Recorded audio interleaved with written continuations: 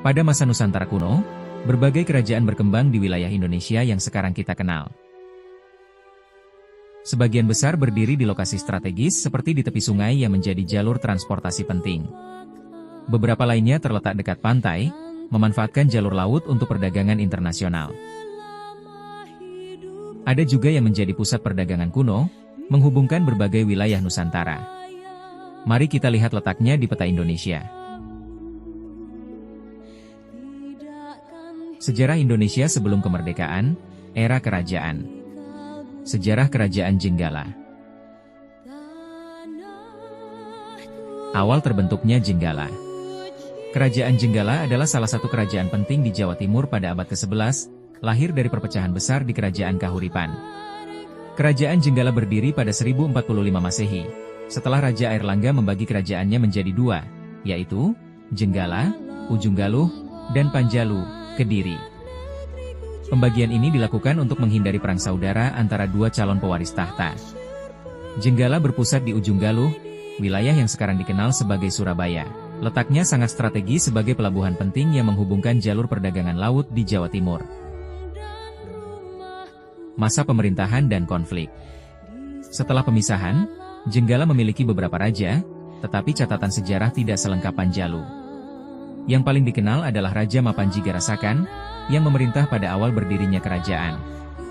Namun hubungan Jenggala dan Panjalu tidak berjalan damai. Alih-alih bersatu, kedua kerajaan justru terlibat persaingan politik dan militer, perebutan wilayah, pengaruh, dan jalur perdagangan menjadi pemicu ketegangan panjang antara keduanya.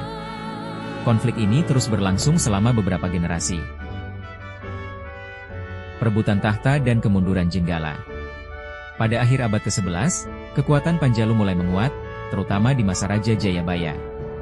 Dalam periode ini, Panjalu berhasil memperluas wilayah dan mengendalikan banyak daerah yang sebelumnya berada di bawah pengaruh Jenggala.